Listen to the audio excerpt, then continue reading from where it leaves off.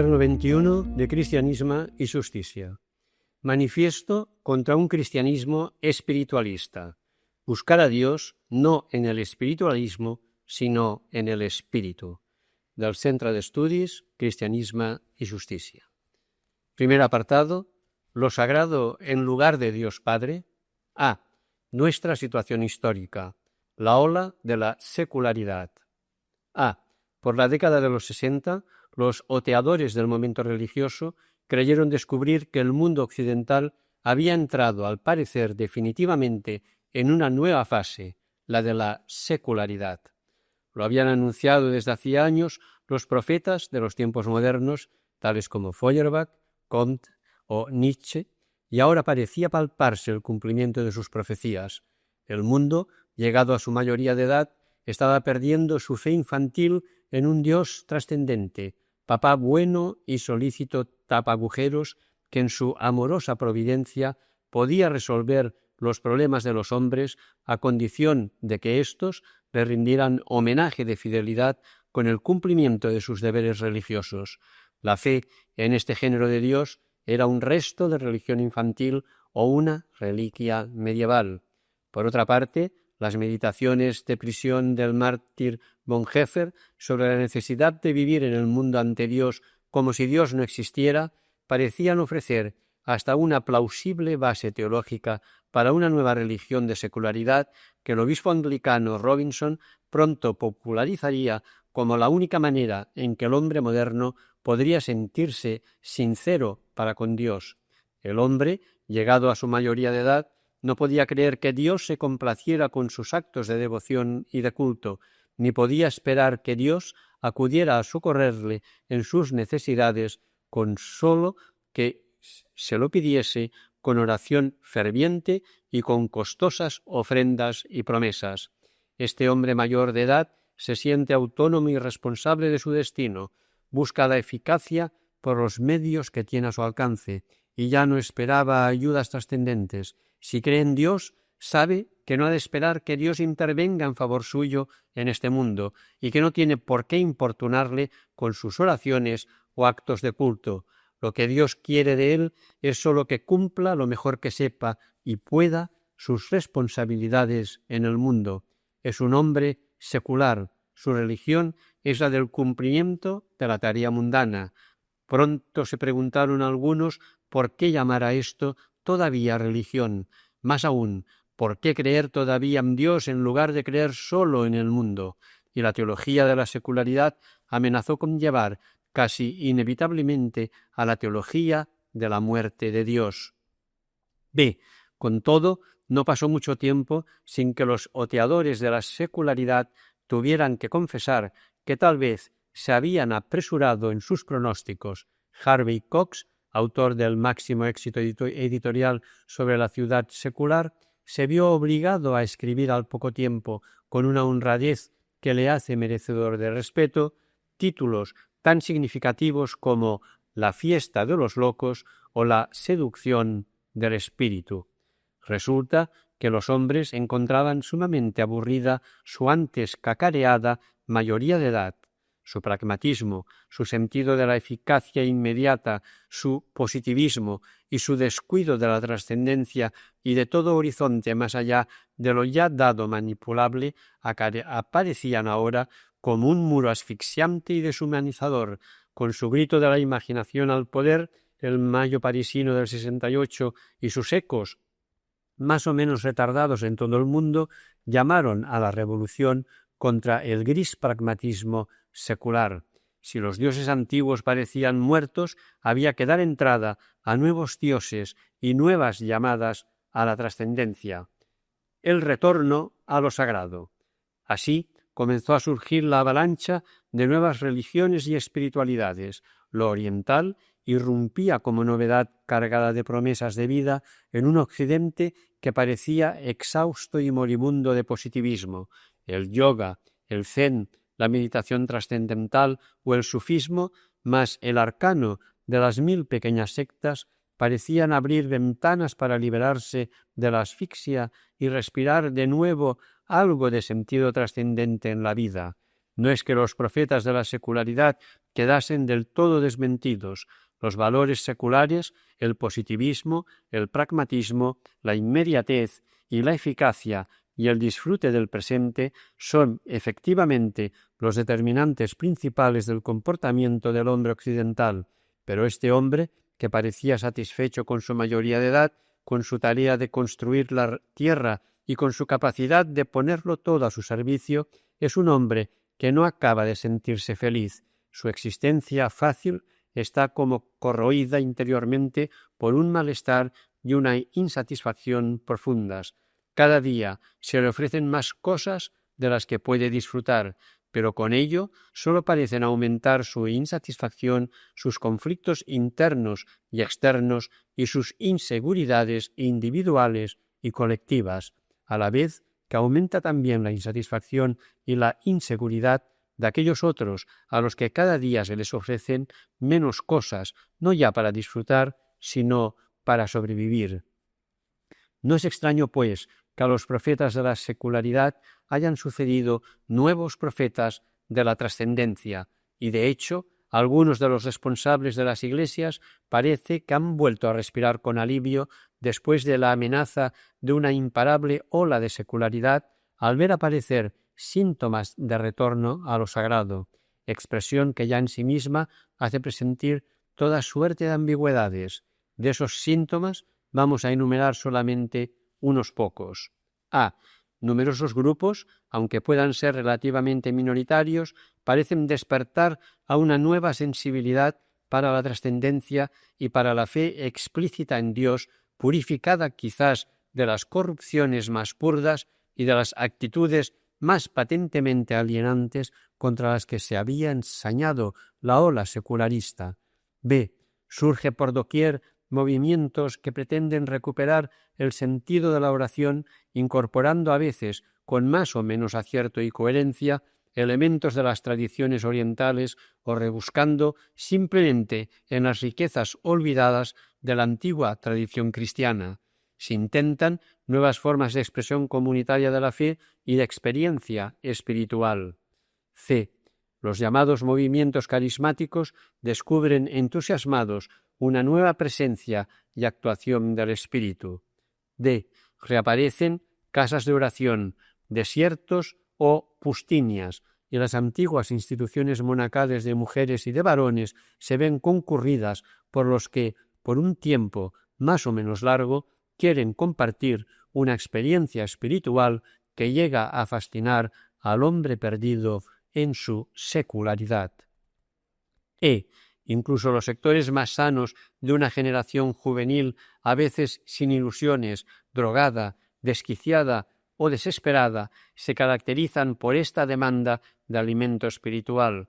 Todo ello se convierte en una confirmación inesperada de que el hombre no vive de solo pan, y también en una señal de aviso de que el aire que se respira en la ciudad secular es un aire insano y viciado, y de que el ser humano necesita respirar aire puro para poder vivir medianamente sano. Ante esta demanda se revaloriza también el sentido de un testimonio cristiano que decidida y explícitamente dé la cara en medio del secularismo o permisivismo ambiental, y se organizan nuevos grupos que buscan dar este testimonio con presencia militante y activa, decidida a influir en la sociedad. Todo esto es la reacción del hombre de la ciudad secular contra la asfixia espiritual que ella provoca. En ese sentido, sería necio minimizar su alto valor sintomático, aunque sean actitudes relativamente minoritarias. Se trata de fenómenos cuyo valor y sentido exactos han de ser analizados cuidadosamente más allá de una apreciación ingenua de su faz aparente. Pues si la secularidad amenaza con perder de vista a Dios, el retorno a lo sagrado amenaza con falsificar al Dios verdadero y sustituir un ateísmo más o menos implícito por una idolatría bien explicitada. B. La religión pura e inmaculada a los ojos del que es Dios y Padre. Cuando algunos hablan de un retorno a lo sagrado, podemos decir sin más que se trata de un verdadero retorno y recuperación de la genuina religiosidad cristiana? He aquí una pregunta ineludible en nuestra actual hora histórica.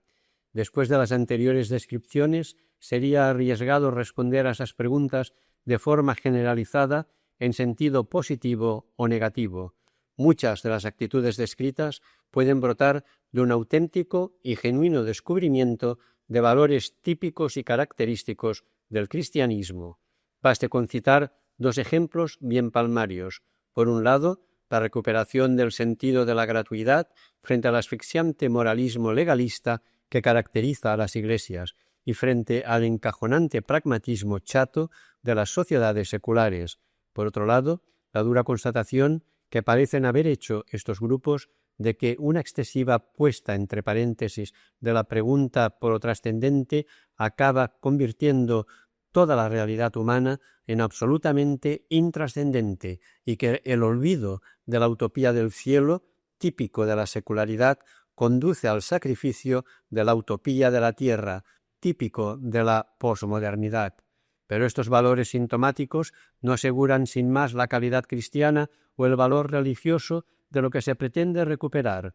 Podríamos estar ante la misma resignación evasiva con que la posmodernidad no creyente cuida la belleza de las cosas para compensarse de su renuncia a cambiarlas, o peor aún, podríamos hallarnos enfrentados con los peligros que entraña toda situación de reacción, dicho sea así para no aludir a la palabra de moda, restauración, ligada a tantos fracasos históricos en la memoria de la humanidad. La reacción suele quedarse en la mera negación o el mero intento de sustitución de aquello contra lo cual se reacciona. En nuestro caso, podría suceder que a. Frente al secularismo se afirmara solo un espiritualismo desencarnado. B. Frente a la negación e infravaloración de lo trascendente se afirmara solo la trascendencia de un Dios ajeno a la historia que no se haría presente más que en momentos especiales de oración o de culto. C. Podría ser que frente a un reino de Dios demasiado inminente se afirmase ahora solo el poder de los que dicen ser sus representantes. D. Y que frente al desamparo y vacío interior que el hombre perdido en la ciudad secular siente en lo más hondo de sí, se buscara un sendero dudoso en la simple huida de la tarea secular hacia los famosos tiempos fuertes y lugares de desierto, los cuales ya no serían más que sutiles descansos del guerrero que siente que la lucha cotidiana se le hace imposible y que sólo busca ya alguna justificación para renunciar a ella.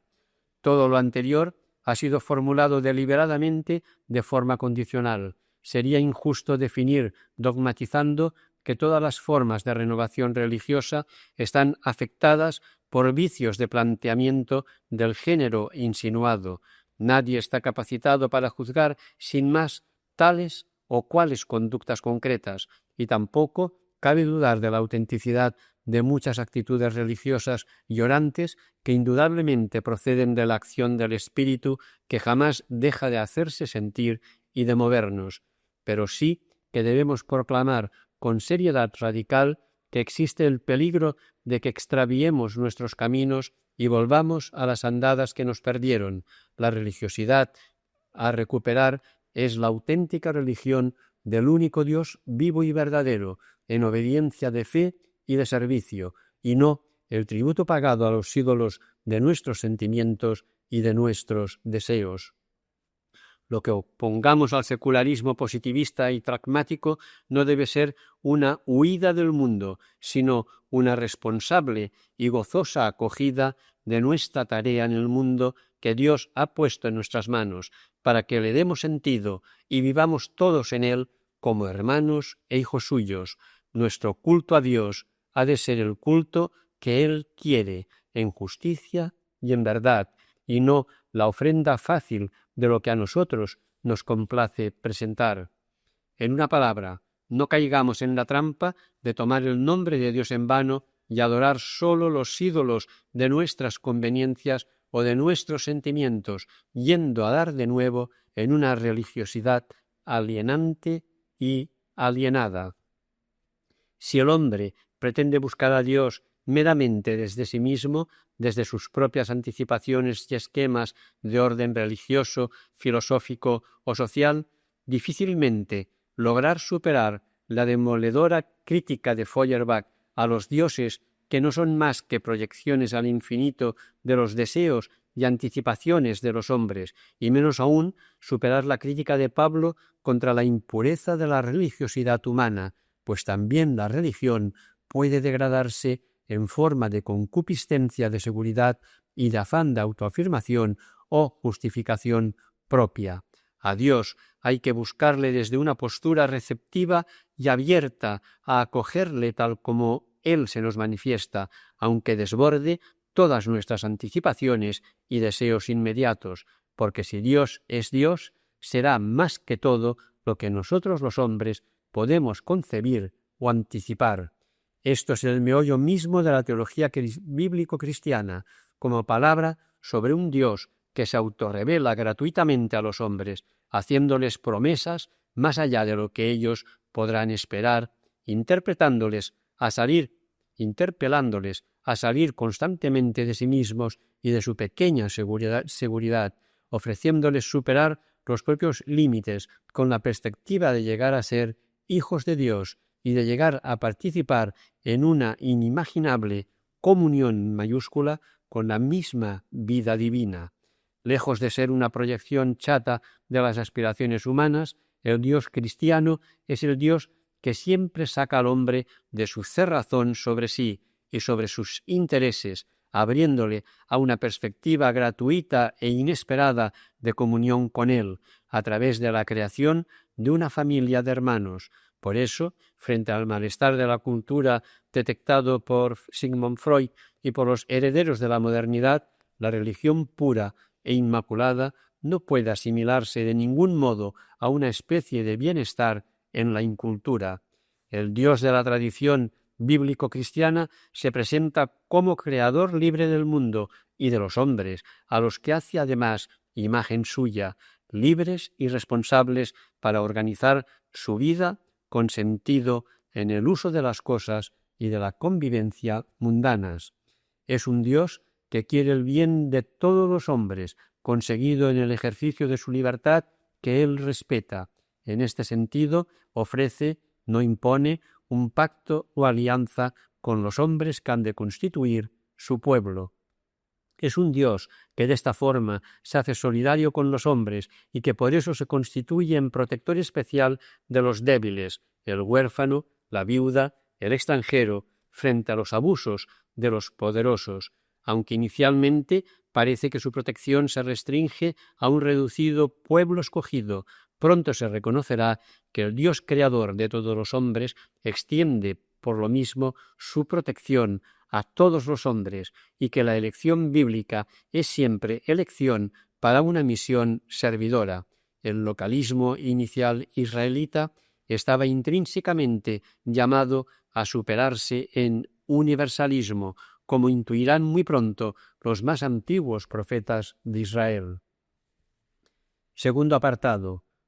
Lo sagrado en lugar del hombre y del pobre. A. El significado de la encarnación cristiana.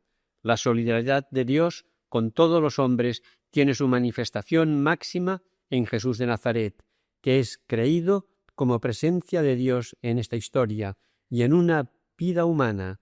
En la persona y la vida de Jesús, Dios renueva y consuma su antiguo pacto con la humanidad y realiza una oferta suprema de comunicación a todos los hombres. Jesús, hombre como nosotros, Hijo propio y unigénito de Dios, nos revela a Dios como Señor de todo y Padre de todos, y al enseñarnos a llamar a Dios Padre, no por derecho propio, sino por don de su Espíritu, nos hace clamar también que venga su reino, que es el reino de una fraternidad real y efectiva. Esa fraternidad no puede excluir a nadie, puesto que todos los hombres, por ese don del Espíritu, somos igualmente llamados a ser hijos de Dios. Por eso, la predicación de Jesús proclama una buena noticia para los pobres y afligidos, en la que éstos son objetos de bienaventuranzas, porque serán los más directamente beneficiarios de la única ley que Dios quiere hacer prevalecer, la ley de la fraternidad en la filiación bajo un único Señor y Padre de todos. Jesús rescata así la antigua noción del reino de Dios que ya había definido el salmista y la declaración íntimamente ligada a su persona. El Señor hace justicia a los oprimidos, da pan a los hambrientos. El Señor liberta a los cautivos, abre los ojos al ciego. El Señor endereza a los que ya se doblan. El Señor ama a los justos. El Señor acoge a los peregrinos, sustenta al huérfano y a la viuda y trastorna el camino de los malvados. El Señor reina eternamente. Salmo 145, 10. Para Jesús no hay acceso posible a Dios fuera de la dedicación y del compromiso con ese reino de la fraternidad en la que cada hombre se aproxima al necesitado y se hermana con él, en lugar de pasar de largo ante los caídos en la cuneta de la historia. Tampoco hay posible manifestación de Dios en esta historia fuera de ese empeño por ser misericordiosos como el Padre, para que los hombres vean vuestras obras de bondad y alaben a vuestro Padre del cielo. Toda búsqueda de Dios al margen de esta ley suprema de reino acaba en un Dios falso, y por eso Jesús fue el primero en cumplir con entrega total este programa del reino, invitándonos a seguirle e imitarle. Él no hizo distinción de personas, ni confirmó en sus privilegios marginadores a los poderosos de índole social, religiosa o política. Acogió a los pobres, enfermos y marginados, proclamó que en su misma acogida se acercaba Dios a los hombres, y por eso no temió enfrentarse con los que ponían el cumplimiento de los preceptos rituales o legales por encima del servicio de la humanidad y de la caridad.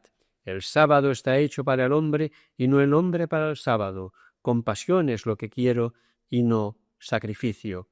Y por esto, y en suprema manifestación de la solidaridad de Dios con los hombres, se vio llevado a afrontar la muerte en cruz, a manos de los que estimaban más el ritualismo o el legalismo y la idea de un Dios amparador de sus privilegios que las exigencias de la fraternidad. Pero el Padre le resucitó como prueba suprema de que Jesús era de Dios y estaba con Dios, y de que Dios no estaba con sus sedicentes representantes religiosos, los cuales no tenían sensibilidad para comprender el corazón del Dios Padre, cuyo único deseo es recuperar lo que se había perdido por los egoísmos pecaminosos del hombre. Esta es nuestra fe cristiana, y si todo ello es así, los cristianos habremos de proclamar que el confesar con los labios una divinidad de Jesús meramente verbal no es una patente de salvación para nadie, y mucho menos si se pretende esgrimir esa confesión contra los que tratan de corresponder creyentemente a la dignidad divina de los pobres. En el cristianismo hay algo aún más importante que la misma divinidad de Jesús, a saber, la divinidad de Dios, que es la que hace que sólo puede ser hijo de Dios, unigénito, llamado del Padre, aquel cuya forma de vida le llevó a ser eliminado por los poderes políticos de su tiempo y contado entre los malhechores por las autoridades religiosas de su pueblo. Pensemos que la inevitable brevedad de este resumen de nuestra fe no traiciona el sentido fundamental de la autorrevelación de Dios en Jesucristo, que no sería otro que este, que Dios es Padre de los hombres y por eso es todo solidaridad, todo compasión, todo fidelidad, todo corazón solícito para con los hombres, que su voluntad sobre nosotros es que nos amemos como Él mismo nos ha amado, con amor efectivo, total, gratuito e incondicional, siendo así hijos buenos del Padre, que hace salir el sol sobre buenos y malos, y hace llover sobre justos e injustos. La gloria de Dios, por consiguiente, no reside en que el hombre le mencione y le dé culto, sino que la gloria de Dios es la vida de los hombres, y la vida de los hombres es el reconocimiento de Dios en su paternidad solícita hasta que llegue a la visión y a la plena comunión con Él. Así podríamos decir, parafraseando una conocida fórmula cuyo autor es del siglo II de nuestra era: y esa gloria de Dios ha de ser buscada incoactivamente, ya en esta tierra como en el cielo, de tal modo que si Dios ha querido acercarse plenamente a los hombres en la carne humana de su Hijo, recapitulador universal, resuenan ahora sobre todos los empeños espiritualistas las mismas palabras que un día escucharon los discípulos de Jesús. ¿Qué hacéis ahí parados mirando al cielo? Es en esta tierra que todavía no es su reino y donde su voluntad no se cumple, donde Dios quiere ser encontrado por nosotros. B. La voluntad de Dios, única verticalidad posible. Todo lo dicho nos marca un camino inequívoco de respuesta a la pregunta que ha ido dirigiendo las reflexiones de este manifiesto. ¿Cómo buscar a Dios? No en el espiritualismo, sino en el Espíritu Santo. A Dios se le encuentra humanizado en Jesucristo, hecho en el solidario con nosotros y hermano nuestro, e interpelándonos a la solidaridad y fraternidad. Las fuentes cristianas, pese a los frecuentes tropezones e infidelidades del cristianismo histórico, dejan claro que no puede haber otro lugar donde hallar a Dios, ni otro criterio para reconocerlo y para distinguirlo de los ídolos que podríamos construirnos. Lo que hicisteis con uno de mis hermanos más pequeños, conmigo lo hicisteis. Quien no ama al hermano al que ve, no puede amar a Dios al que no ve. La religión pura e inmaculada es esta: ayudar a los huérfanos y a las viudas en su desgracia, conservándose a sí mismo incontaminado de este orden presente. ¿Cómo buscar a Dios? Cuando el Dios bíblico revela su amor al hombre, no pide a cambio inmediatamente que el hombre le ame a él en realidad. ¿Qué amor podría darle el hombre a Dios que fuese digno de él? Sino que el hombre ame a su hermano. En el cristianismo, el amor al prójimo y la justicia que trabaja por realizarlo no son simple mandamiento moral, sino una realidad teologal. Amaos los unos a los otros como yo os he amado. Si Dios nos amó así a nosotros, también nosotros debemos amarnos unos a otros. Cuando Yahvé canta un canto de amor a su viña, cuando le planta cepas y la cuida para que dé frutos, las uvas que espera de ella no son oraciones y ritos, sino justicia y derecho, y los agrazones que la viña produce son asesinatos y gritos de dolor. ¿Cómo buscar a Dios? Rezando efectivamente Padre Nuestro de todos los hombres, sin pretender hallar exclusivamente un Dios solo mío, y sabiendo que esta oración traduce una actitud fraterna por la que tampoco el pan es solo mío, sino pan nuestro. ¿Cómo encontrar a Dios? Creyendo que ese nuestro de la fraternidad vincula al Padre del cielo con el pan de la tierra, y cuando le llamamos mío, ni Dios es Padre, ni su reino llega, ni se cumple su voluntad en la tierra como en el cielo. ¿Cómo buscar a Dios? Buscando efectivamente trascendencia y verticalidad, pero en el clamor de los sufrientes y oprimidos, y no en dioses a imagen y semejanza del anhelo humano.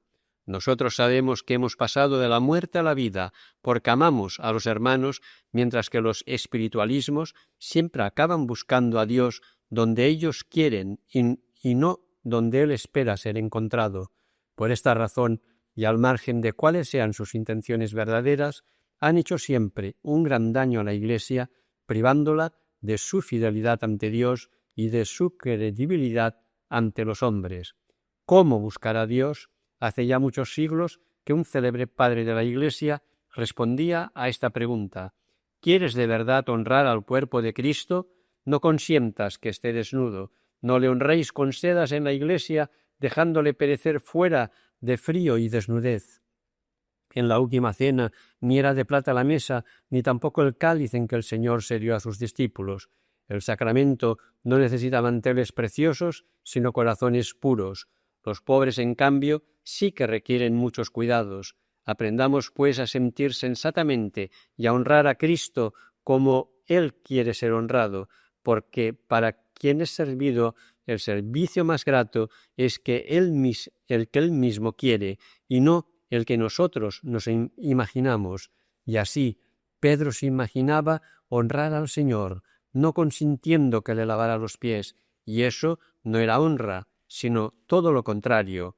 Tribútale, pues, el honor que él mismo reclama, empleando tu riqueza en servicio a los pobres, porque Dios no tiene necesidad de vasos de oro, sino de corazones de oro.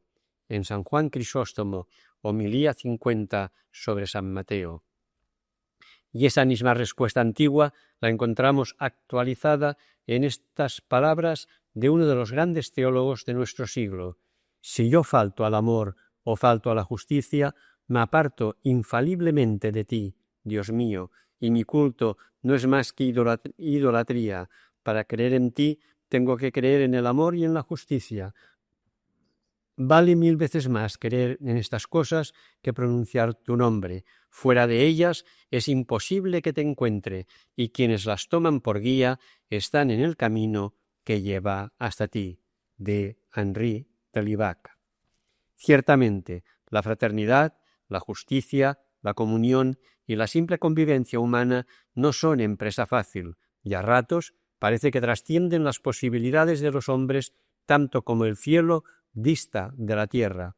Pretender alcanzarlas por uno mismo sería por eso una empresa tan quimérica como la de querer llegar hasta el cielo. Sin embargo, la espantosa situación antifraterna que caracteriza nuestro mundo actual, la infrahumanidad de los muchos desheredados y la inhumanidad de los pocos privilegiados, es demasiado atroz para que podamos creer que obedece solo a la dificultad de la empresa y no al egoísmo culpable de los hombres. En una situación así, y por utópica que parezca la plenitud final, siempre son ya posibles infinidad de pasos concretos en dirección hacia esta meta, hacia mayor fraternidad y mayor justicia. Pero para esta empresa ha de pedir el cristiano incesantemente que el amor de Dios se derrame en nuestros corazones por el don de su Espíritu Santo, para que podamos amar a los hombres con el mismo amor con que somos amados por Dios. Este es el verdadero sentido de toda oración cristiana. Tercer apartado, conclusión. Ni secularismo reductor, ni falsificación espiritualista. La identidad cristiana se ve seriamente amenazada si ante el desafío de la secularidad moderna se reacciona solo con intentos de retorno a lo sagrado. Lo primero que deberíamos preguntarnos es ¿qué es lo realmente sagrado en una óptica cristiana? Y la respuesta no ofrece demasiadas dudas. Para el Dios que nos ha manifestado su solidaridad con los hombres, singularmente con los débiles y marginados, hasta dar su vida por ellos, son más sagrados esos hombres que todos los actos religiosos y que todos los tiempos de oración o los lugares, ceremonias y utensilios de culto. No insinuamos con esto que la oración y adoración, el culto y la celebración no hayan de tener lugar necesario e imprescindible en la vida de fe individual y comunitaria. Los hombres hemos de vivir nuestra fe con formas exteriores, alimentarla, expresarla, comunicarla y celebrarla con gozo y devoción ante Dios y en comunión con los hermanos, pero ha de ser una fe en el único Dios auténtico, que le reconozca como lo que es y le honre como Él quiere ser honrado, como Señor de todo y Padre de todos, en la vivencia práctica de la filiación en la fraternidad. Los cristianos, por tanto, sólo creemos efectivamente en el único Dios, Padre de Jesucristo y Padre nuestro, en la medida en que nos comportemos como hermanos. Este es el criterio único para discernir si nuestros actos de adoración y culto nos religan realmente al Dios verdadero o no son más que evasión alienante, opio religioso de dioses ilusorios con el que nos drogamos autosatisfechos. Creer es asumir la responsabilidad que Dios nos ha confiado de hacer de este mundo nuestro concreto un mundo en el que Dios sea efectivamente reconocido como Padre de todos en nuestro comportamiento de hermanos. Aquí se puede percibir la parte de verdad que hay en la afirmación de la secularidad y que es cristianamente irrenunciable, que nuestra relación de hombres libres y responsables para con Dios se juega en el terreno de este mundo, en la tarea de dar a nuestra existencia mundana el sentido que Dios Padre quiere que tenga en el esfuerzo para que venga su reino y se cumpla su voluntad en la tierra como en el cielo. De otra suerte, olvidaríamos la decisiva afirmación paulina de que la fe se hace efectiva en la caridad, y podría sucedernos que oyéramos de Dios lo mismo que reprochaba el profeta: no sigáis trayéndome oblaciones vanas, que el humo de vuestro incienso me resulta detestable. Aprended a hacer el bien, buscad la justicia, dad sus derechos al oprimido. Pero aunque la autenticidad de nuestra fe se juega en el terreno mundano, temporal y secular de la construcción de una convivencia fraterna, ello tampoco implica la reducción del reino de Dios a las meras dimensiones mundanas y sociotemporales. Aquí se puede percibir la parte de verdad que hay en las reacciones contra un secularismo extremo. El cristianismo no es una estrategia sociopolítica, nos descubre que el hombre, toda vida humana, tiene un valor absoluto, porque es objeto de amor incondicional de Dios Padre. Por eso, lo que se obra en la temporalidad y en la humanidad está cargado de un peso inmenso de gloria eterna, y por eso también dejó escrito San Agustín que nadie venga diciendo que si no ama a su hermano ofende solo a un hombre, pero que contra Dios no quiere pecar. Pues, ¿cómo no vas a pecar contra Dios cuando pecas contra el amor? Esa densidad trascendente del amor es el mismo peso inmenso de gloria eterna al que aludía San Pablo. En conclusión, pues, debemos afirmar que si el cristianismo no es compatible con el reduccionismo temporalista de un secularismo a ultranza, tampoco lo es, y menos aún, con la evasión espiritualista que busca refugio en un sagrado trascendente. Menos que nadie puede un cristiano ignorar aquellas palabras de un antiguo profeta de Israel: lo que debes hacer, oh hombre, y lo que el Señor reclama de ti, es tan solo que practiques la justicia, que ames de verdad y con ternura, y que camines humilde con tu Dios. No se puede caminar debidamente con Dios si no es practicando la justicia y amando de verdad y con ternura, mientras que si alguien, por la gracia de Dios, logra practicar la justicia y amar de verdad con misericordia, ese tal ya está caminando con Dios, incluso aunque quizás no lo sepa, porque todo el que ama conoce a Dios y es de Dios. Hasta aquí el cuaderno 21 de Cristianisme y Justicia.